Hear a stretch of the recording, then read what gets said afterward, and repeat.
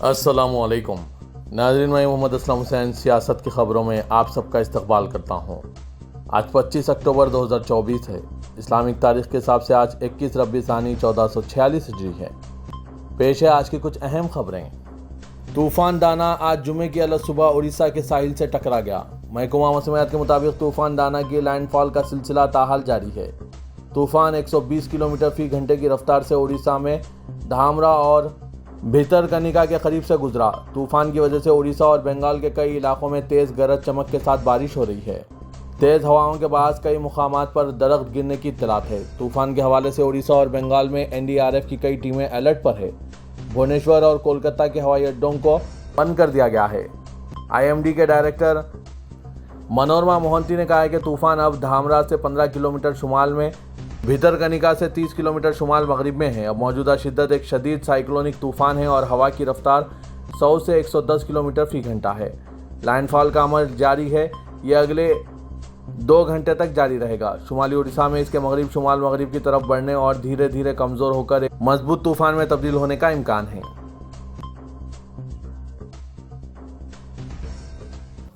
महाराष्ट्र मुंबई के साबिक youth Congress leader Zeeshan Siddiqui, जो मकतूल सियासतदान बाबा सिद्दीकी के बेटे हैं, उन्होंने आज जुम्मे की सुबह अजित पवार की एनसीपी में शमूलियत इख्तियार कर ली और वो बांद्रा मशरक़ी हल्के से आइंदा महाराष्ट्र असेंबली इंतखाबात में हिस्सा लेंगे।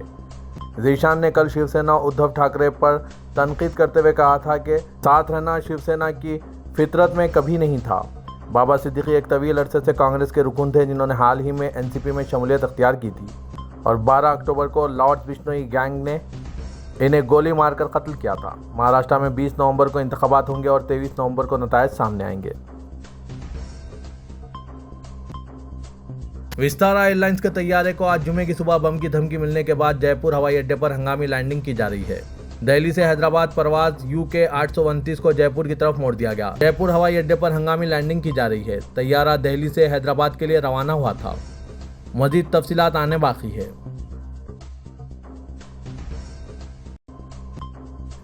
एनआईए ने गैंगस्टर लॉर्ड्स बिश्नोई के भाई अनमोल पर 10 लाख रुपए का इनाम रखा है। लॉर्ड्स बिश्नोई का भाई अनमोल इस गैंग को कनाडा और अमेरिका से चला रहा है। बाबा सिद्दीकी कत्ल केस में अनमोल बिश्नोई का नाम भी सामने आया है। मुंबई पुलिस ने अनमोल बिश्नोई पर एलओसी भी जारी कर दिया है।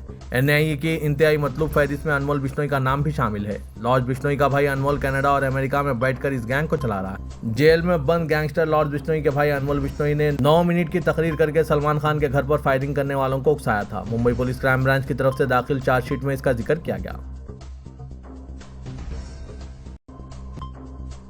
कांग्रेस पार्टी ने ऐलान किया है कि वो उत्तर प्रदेश के 9 असेंबली हलकों के ज़मीनी इंतखाबात में अपने उम्मीदवार नहीं ठहराएगी और इंडिया ब्लॉक के उम्मीदवारों की तायीद करेगी। पार्टी ने कहा कि मौजूदा सियासी सूरत-ए-हाल का तकाजा है कि पार्टी मफादात के बजाय दस्तूर के तहफ़्फ़ुज़ की कोशिशों को तरजीह देगी। पार्टी हेडक्वार्टर्स में उत्तर प्रदेश कांग्रेस के सदर अजय राय के साथ एक प्रेस कॉन्फ्रेंस से खिताब करते हुए एआईसीसी के general secretary in charge Uttar Pradesh Avinash Pandey ने कहा कि पार्टी कारकुन और कायदीन गैर मशरूत तौर पर समाजवादी पार्टी या इंडिया इत्तेहाद की दीगर जमातों की कामयाबी को यकीनी बनाने के लिए काम करेंगे।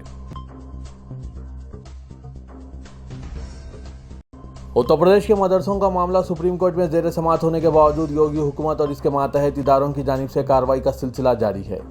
गुज़िश्ता रोज़ गैर मंजूर शुदा मदरसों के खिलाफ जारी सभी कार्रवाइयों पर सुप्रीम कोर्ट ने रोक लगा दी थी, मगर इसी दिन उत्तर प्रदेश महकमा अखिलती बहबूद की जानिब से एक और हिदायतनामा रियासत के सभी ज़िले अखिलती बहबूद के अफसरान को जारी करके कहा गया है कि 4000 से ज़ायद मदरसे व मकातिब की एटीएस जांच में ताउन किया जाए। एटीएस इस बात की जांच करेगी कि ये मदरसे कब से चल रहे हैं और अब तक इनका रजिस्ट्रेशन क्यों नहीं कराया गया। उत्तर प्रदेश महकमा अखिलती बहबूद की डायरेक्टर जयरेभा सभी ज़िले अखिलती बहबूद अफसरान को एक मकतूब रवाना करते हुए कहा है कि एटीएस के एडीजी ने मदरसों की फंडिंग से मुतालिक जांच करके रियासत के 4191 मदरसों व मकातिब की फहरिस्त मुहैया कराई है। इन मदरसों की एटीएस अफसरान की जानिब से दोबारा जांच की जाएगी और ये पता लगाने की कोशिश भी की जाएगी कि ये मदरसे कब से चलाए जा रहे हैं और अभी तक इनका रजिस्ट्रेशन क्यों नहीं कराया गया। इसके अलावा इनकी फंडिंग और दीगर पहलुओं की मुकम्मल छानबीन, तस्दीक व तहक़ीक़ात के बाद वाज़ेह और तफसीली रिपोर्ट एटीएस के डायरेक्टर जनरल ऑफिस को दस्तियाब कराई जाएगी। देखा जा रहा है कि उत्तर प्रदेश के मदरसों के तईन योगी हुकूमत का रवैया सुप्रीम कोर्ट की सख्ती के बावजूद तब्दील नहीं हुआ है। योगी हुकूमत बाज आने को तैयार नहीं है। क्या योगी आदित्यनाथ हुकूमत को सुप्रीम कोर्ट की हिदायत की कोई परवाह नहीं है? ना इन सब पर आपकी क्या राय है? कमेंट के जरिए ज़रूर बताइएगा। महाराष्ट्र असेंबली इंतखाबात से कबल शरद पवार ने 2 अक्टूबर को सुप्रीम कोर्ट में एक अर्जी दाखिल की थी, जिसमें मुतालबा किया गया था कि अजीत पवार की एनसीपी को घड़ी इंतखाबी निशान का इस्तेमाल करने से रोका जाए। सुप्रीम कोर्ट ने इस अर्जी को तो खारिज कर दिया, लेकिन अजीत पवार ग्रुप को नोटिस जरूर जारी कर दिया, जिसमें कुछ हिदायत दी गई।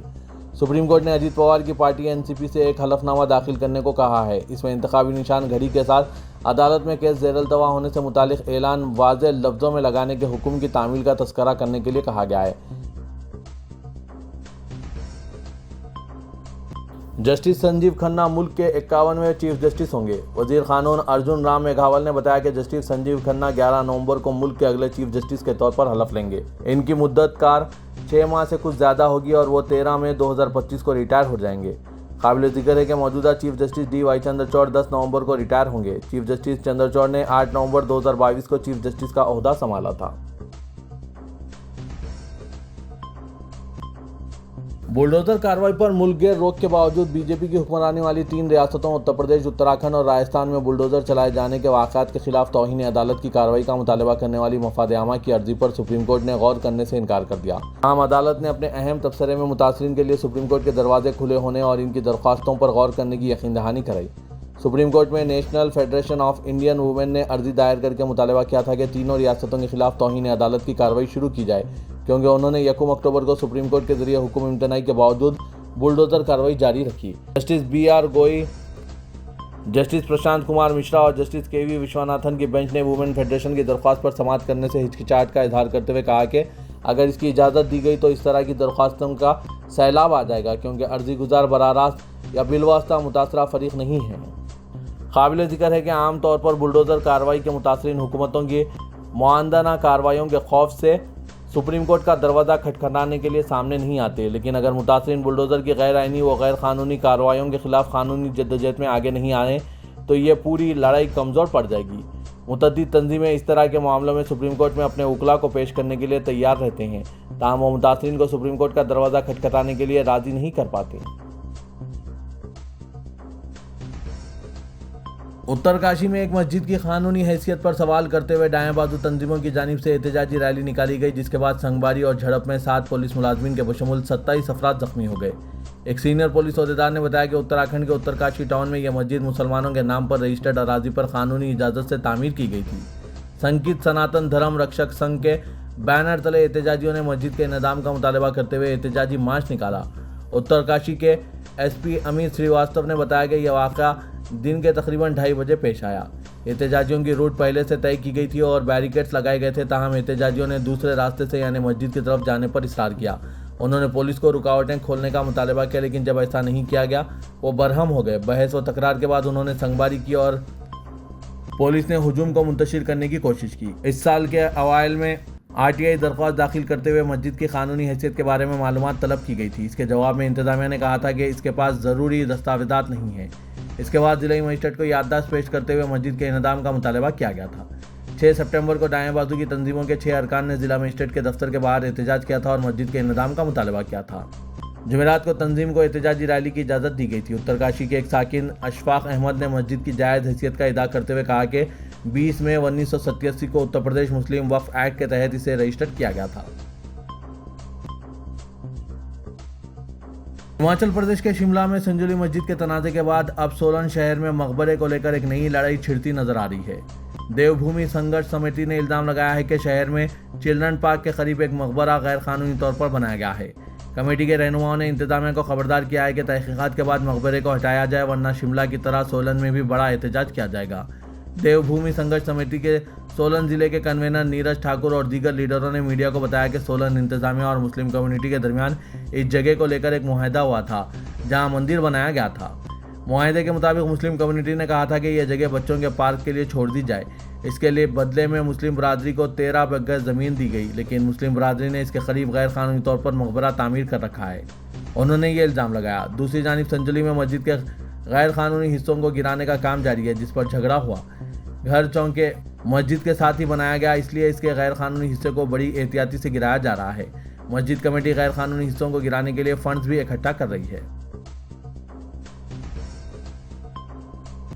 वक्फ तरमीमी बिल को पार्लियामेंट में पास होने से रोकने की कोशिश अपने आखिरी मराहिल में दाखिल हो चुकी है। मुल्क के करोड़ों मुसलमानों के जरिए वक्फ तरमीमी बिल के खिलाफ पार्लियामेंट की मुश्तरका कमेटी को अपनी आरा भेजने के बावजूद कमेटी लगातार ऐसे लोगों को बुलाकर इनकी बातें सुन रही है जिनका वक्फ इमलाक से कोई लेना देना नहीं। चेयरपर्सन जगदम्बिका पाल के इसी तर्ज अमल की वजह से कमेटी के इजलास में मारपीट तक की नौबत आ पहुंची। ऐसे में गुज़िश्ता रोज कई मिली तंजीमों के नुमाइंदों ने आंध्र प्रदेश के वज़ीर-ए-आला एन चंद्राबाबू नायडू से मुलाकात की और इन्हें वक्फ एक्ट में मरकज़ की मुजव्वदा तरामीम की मुखालिफत करने पर राज़ी करने की कोशिश की। इस वफ्त में चंद्राबाबू नायडू की काबीना के रुकन और अक़लियती बहबूद के वज़ीर NM फारूक और TDP के दीगर मुस्लिम कायदीन भी मौजूद थे। आंध्र प्रदेश के वज़ीर-ए-आला चंद्राबाबू नायडू ने यकीन दहानी कराई कि वो कोई मुनासिब फैसला लेने से कबल मुस्लिम तंजीमों की दरख्वास्त पर गौर व खौस करेंगे।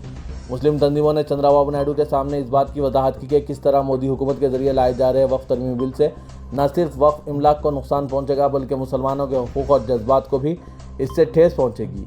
बिहार के वज़ीर-ए-आला नीतीश कुमार और आंध्र प्रदेश के वज़ीर-ए-आला चंद्राबाबू नायडू की तरफ मिली तंजीमें देख रही है। पार्लियामेंट की मुश्तरका कमेटी ने वाज़ेह किया है कि वो सरमाई इजलास से कबल वक्फ तरमीमी बिल पर मुशावरत की अपनी रिपोर्ट पेश कर देगी। दूसरी तरफ हुकूमत के जरिए इस बिल को पार्लियामेंट से पास कराने के लिए पूरा जोर सर्फ किया जा रहा है और हुकूमत के कई ओहदेदारों ने इसको हर हाल में पार्लियामेंट से पास कराने का कोशिशें कर रहे हैं। ऐसे में मिली तंजीमों के लिए नीतीश कुमार और चंद्राबाबू नायडू से वाज़ेह यकीन दहानी हासिल करना काफ़ी ज़रूरी हो गया है।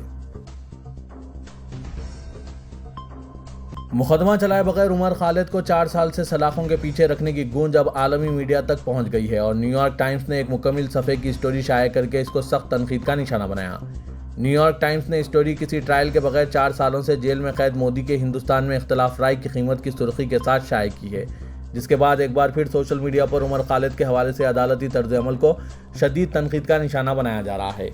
दी वायर की सीनियर एडिटर आरिफा खानम शेरवानी ने न्यूयॉर्क टाइम्स की ये रिपोर्ट शेयर करते हुए chief justice of India DY Chandrachud पर तनकीद की। उन्होंने लिखा कि अच्छा होता अगर जज साहब एक बार उमर खालिद के बारे में भगवान से बात कर लेते। अगर जज भगवान को बताते कि उमर 4 साल से बगैर मुकदमा चलाए जेल में सड़ रहा है तो भगवान कुछ तो कहते। अगर जमानत ना भी होती तो ट्रायल ज़रूर होता।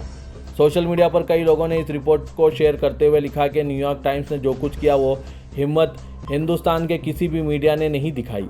राहुल नाम के एक दीगर यूज़र ने बगैर मुकदमा चलाए उमर खालिद को जेल में रखने पर तनकीद करते हुए आशीष मिश्रा को जमानत दिए जाने की एक रिपोर्ट शेयर की। उन्होंने लिखा कि ताकतवर जजों ने उमर खालिद से लेकर महेश रावत तक जैसे कारकुनों को सालों तक नामालूम जराइम के लिए जेल में सड़ने को यकीनी बनाया, लेकिन 8 बेगुनाहों का कातिल 2023 से बार बार जमानत के उसूल की खिलाफवर्जी के बाद आज़ादी से लुत्फ़अंदोज़ हो सकता है और फिर हम शहरियों से कहा जाता है कि अदलिया का एहतराम करें। सीनियर वकील प्रशांत भूषण ने भी न्यूयॉर्क टाइम्स की ये रिपोर्ट शेयर की। उन्होंने स्टोरी की सुर्खी को ट्वीट करते हुए ये पोस्ट शेयर की। कुछ यूज़र अंडरवर्ल्ड डॉन छोटा राजन को जमानत दिए जाने की खबर पोस्ट करके उमर खालिद को किसी मुकदमे के बगैर जेल में रखने पर भी सवाल उठा रहे हैं।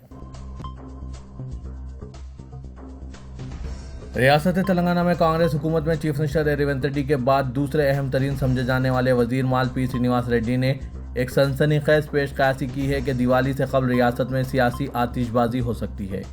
उन्होंने इशारा दिया कि तहकीकाती एजेंसियों ने भारत राष्ट्र समिति की हुक्मरानी के दौरान की बेकायदगियों के सबूत जमा कर लिए हैं जो अवाम में लाए जाएंगे। वजीर माल जो वजीर ट्रांसपोर्ट पूनम प्रभाकर और दूसरे अहदेदारों के साथ जनूबी कोरिया के सियोल के दौरे पर हैं। वफ्द में शामिल मीडिया नुमाइंदों से कहा कि हत्ता कि इनकी हैदराबाद वापसी से कबल ही एक सियासी बम फट पड़ेगा। उन्होंने कहा कि पेशरो दौर के दौरान कई स्कैम्स हुए हैं। फ़ोन टैपिंग, धरानी पोर्टल के गलत इस्तेमाल, कालेश्वरम और दूसरे 4 था 5 स्कैम्स के इल्ज़ामात हैं। इन स्कैम्स में से एक स्कैम दिवाली से कबल आतिशबाजी की तरह फट पड़ेगा। वजीर माल ने दावा किया कि इन स्कैम्स के ताल्लुक से कई सबूत तहकीकाती एजेंसियों के हाथ लगे हैं और दरकार कार्रवाइयों के लिए मुताल्लिका फाइल्स आला अहदेदारों को रवाना किए जा चुके हैं। सदर तेलंगाना प्रदेश कांग्रेस कमेटी महेश कुमार गौड़ ने कहा है कि BRS के दौर में जिन्होंने इख्तिदार का गलत इस्तेमाल किया था इनके खिलाफ बहुत जल्द रेड बुक खोली जाएगी और इस किस्म के अफराद के खिलाफ कार्रवाई होगी। गांधी भवन में मीडिया के नुमाइंदों के साथ बात करते हुए महेश कुमार गौड़ ने कहा कि के चंद्रशेखर राव ने बहैसियत चीफ मिनिस्टर किसानों को धोखा दिया और इंतखाबात के वक्त ही इन्हें हमेशा किसान याद आते रहे हैं। इंतखाबात के दौरान ही किसानों के वोट हासिल करने के लिए रैतु बंधु स्कीम शुरू की गई जो बादशाह फ्लॉप साबित हुई। उन्होंने कहा कि दलितों के साथ भी BRS हुकूमत ने नाइंसाफियाँ की और दलितों के वोट हासिल करने के मकसद के तहत दलित बंधु स्कीम का आगाज़ किया गया था, लेकिन इस स्कीम पर जामे अमल आवरी नहीं की गई। सदर प्रदेश कांग्रेस कमेटी ने कहा है कि मुल्क भर के किसान जब बीजेपी हुकूमत के मुखालिफ ज़राअत क़वानीन के खिलाफ एहतजाज कर रहे थे उस वक्त BRS ने खामोशी अख्तियार की थी और इसने इस मसले पर बीजेपी हुकूमत से कोई सवाल नहीं किया।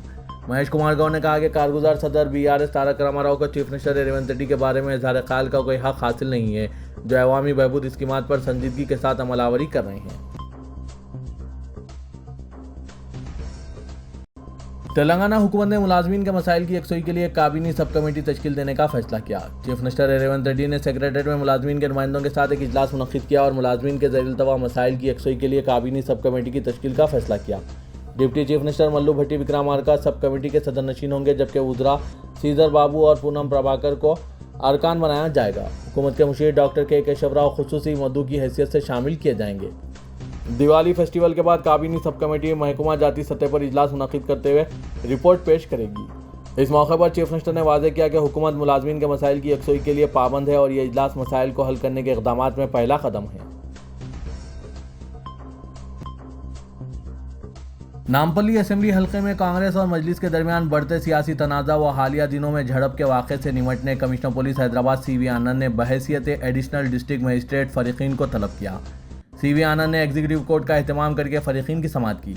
हैदराबाद कमिश्नरेट में शायद ये पहला मौका था जब कमिश्नर ने एडिशनल डिस्ट्रिक्ट मजिस्ट्रेट के इख्तियारात का इस्तेमाल करके बाकायदा अदालत का एहतमाम किया और दोनों फ़रीक़ीन मुल्ज़िमीन की तरह अदालत में खड़े रहें और जज के सामने अपना मौक़िफ़ बयान किया। फ़रीक़ीन के अलावा कमिश्नर पुलिस ने स्टेशन हाउस ऑफिसर हुमायूं नगर की समाअत करके तफसीलात हासिल की। वाज़ेह के नामपल्ली हल्के के आसिफ नगर इलाके में 7 अक्टूबर को दोनों पार्टियों के दरमियान उस वक्त झड़प हो गई जब फिरोज गांधी नगर में सड़क की तामीर का कांग्रेस कायद फिरोज खान जायजा ले रहे थे। रुकन असेंबली माजिद हुसैन हामियों के साथ पहुंच गए और फिरोज खान और उनके हामियों पर हमलावर हुए। दोनों ग्रुप्स में हाथापाई हुई, ताहम पुलिस ने मुदाखलत करके मुंतशिर कर दिया। पुलिस ने फ़रीक़ीन के खिलाफ मुकदमा दर्ज किया और रुकन असेंबली माजिद हुसैन और फिरोज खान को तलब करके नोटिस के जरिए पाबंद बनाया गया। समाअत के मौके पर मजलिसी रुकन असेंबली की जानिब से वकला ने अरकान असेंबली के मराज से वाकिफ़ कराया। उनका कहना था कि रुकन असेंबली को हल्के में अवामी मसाइल का जायज़ा लेने का इख्तियार है। दूसरी तरफ फिरोज खान ने कहा कि वो इस हल्के से 4 मरतबा मुकाबला कर चुके हैं और कांग्रेस सीनियर लीडर के तौर पर जब भी अवाम किसी मसले पर रुजू होते हैं तो वह यकसुई की कोशिश करते हैं। उन्होंने कहा कि जमहूरियत में हर पार्टी को अवामी मसाइल का जायज़ा लेने का इख्तियार हासिल है। स्टेशन हाउस ऑफिसर हुमायूं नगर ने एडिशनल डिस्ट्रिक्ट मजिस्ट्रेट को बताया कि दोनों पार्टियों में सियासी रुकावत से अमन व ज़ब्त के मसाइल पैदा हो रहे हैं।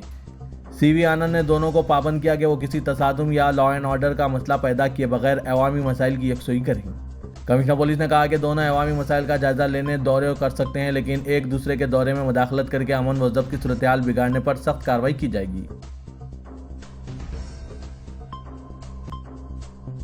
सदरनशीन व managing director Telangana southern power distribution company limited Musharraf Farooqui ने कहा कि गरीब और मुतवस्सित खानदानों के लिए बरक़ी शरों में इजाफे की कोई तजवीज़ नहीं है। उन्होंने कहा कि 300 यूनिट से ज़ायद बरक़ी इस्तेमाल करने वालों के लिए चार्जेस में मामूली इजाफे की तजवीज़ है।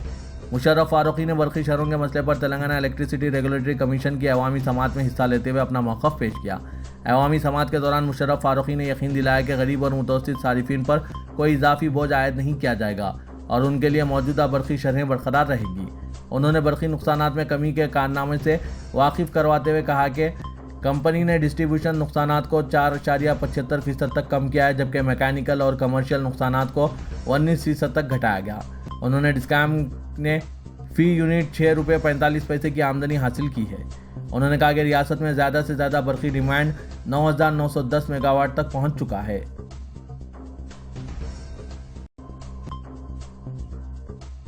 रियासत में सैलाब के मुतासरीन की इमदाद के लिए बैंक ऑफ बड़ौदा की जानिब से 1 करोड़ रुपए का अतिया चीफ मिनिस्टर रिलीफ फंड में दिए गए। बैंक ऑफ बड़ौदा के अहदेदारों ने आज चीफ मिनिस्टर रेवंत रेड्डी से इनकी क़यामगाह वाक़ जुबली हिल्स पर मुलाकात करते हुए 1 करोड़ का चेक हवाले किया। चीफ मिनिस्टर रेवंत रेड्डी से मुलाकात करने वालों में DGM bank of Baroda, MVS Sudhakar, manager bank of Baroda Ritesh Kumar के अलावा दीगर मौजूद थे। बैंक अहदेदारों ने चीफ मिनिस्टर से मुलाकात के दौरान बताया कि इनके इदारे की जानिब से रियासत की फलाह व बहबूद की सरगर्मियों में मुसलसल ताउन किया जाता रहा है और मुस्तकबिल में भी बैंक ऑफ बड़ौदा की जानिब से चीफ मिनिस्टर रिलीफ फंड के जरिए तेलंगाना में तरक्याती व फलाही कामों में इदारे के ताउन का सिलसिला जारी रहेगा। चीफ मिनिस्टर रिलीफ फंड में सैलाब मुतासरीन के लिए इमदाद का सिलसिला अब भी जारी है।